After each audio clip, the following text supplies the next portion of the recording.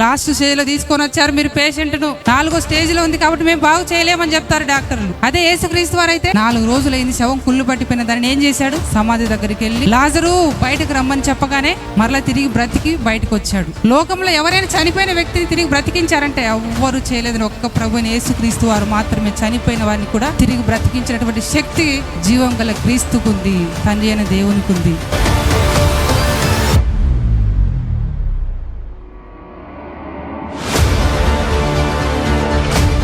అన్ని నిధులు ఎవరిలో ఉన్నాయా అంటే యేసులో ఉన్నాయా.